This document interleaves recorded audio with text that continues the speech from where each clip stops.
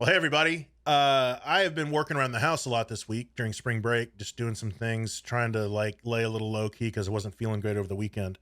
And when I do some of these things around the house, I have time to think about things in my teaching that I'm trying to solve problems for.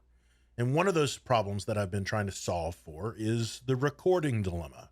Everyone seems to value its importance, but it can be really hard to help people get the startup energy to actually record. A lot of people feel like they need all sorts of technology to record. And for the purposes of what we're trying to do here, I don't think that's true. You can record on your phone or your tablet, or you can have a digital audio recorder, or you can have stereo mics and an audio interface. You can do whatever you want with it, but you probably have the technology. You're probably watching this video on the technology to do what you need to do to get started today. And this is spring break in Arkansas this week. It's a perfect time to try something new. So here we go. I'm not really going to talk about the tech part of it. There's a lot of different options, and I'm willing to field questions on that. A simple Google search will help you. And it's been talked about ad nauseum over quarantine because a lot of people have sort of delved into this. But practicing with a recorder of any kind is like practicing with an efficiency tool. It's an efficiency tool. It's not about having the highest quality audio that you could ever have. That's not the point. I have used micro cassette recorders with half speed playback, and I love it because it's simple and it gets the job done. I don't have to fire it up. It's always ready to go. I just hit record. Then I rewind that little bit, tap the little button to make it go half speed, and then I can hear every note start and release.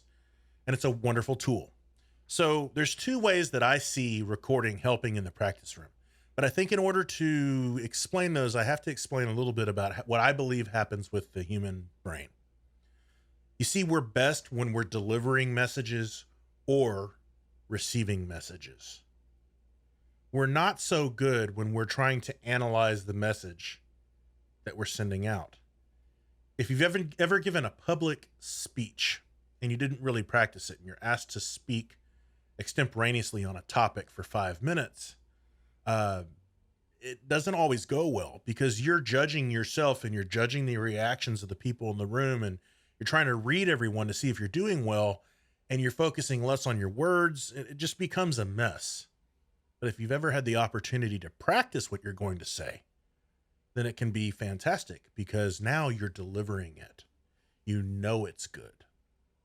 And I think there's some stuff in there about you could use the analogy of like a highway, a divided highway where all the traffic on this side is going one way and all the traffic over there is going the other way. It's sort of thoughts out and thoughts in. And I think that the recorder can be really, really helpful in this way. So let me explain what I mean. If I am practicing a particular lick and it's not particularly going well, and I play it over and over again and it's not going well, and I play it over and over again and it's not going well, part of the reason it's not going well is that I'm splitting my energy between delivering the message of that phrase and judging the delivery of that message of that phrase. If I can split those up into two parts, meaning before I play the phrase one more time, I take the 10 seconds to fire this up and set it across the practice room from me and record it 5 times and then press stop and listen to it. I have now delivered the message 5 times, and now I can listen to the message 5 times. I'm separating the processes out from each other. That's one way to use it.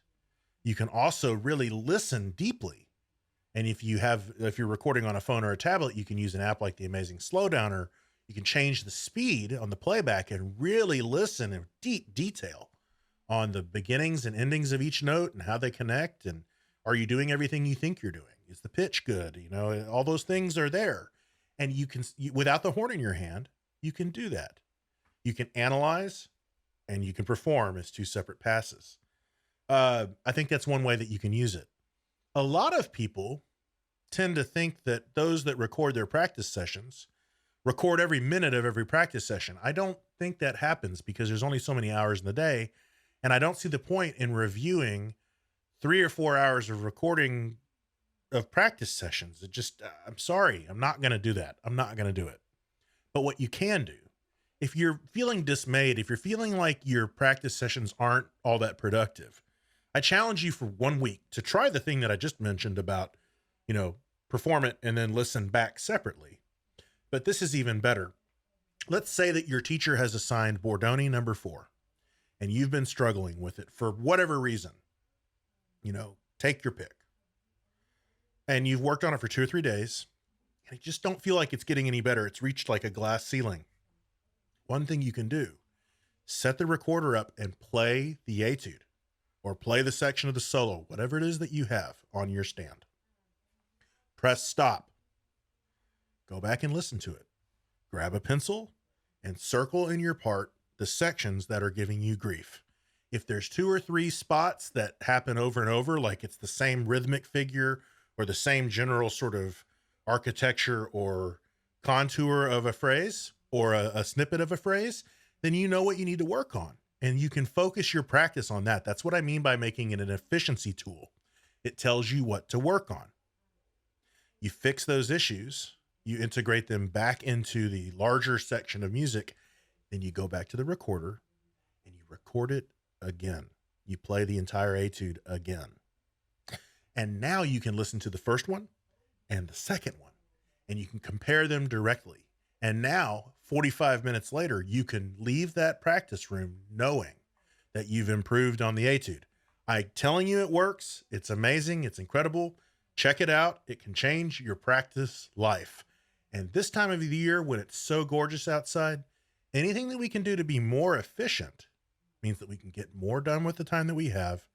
And then we can, at some point put the horn in the case and go outside and lay in a hammock and read a book and find that, that precious balance thing that people keep talking about that has eluded me for years.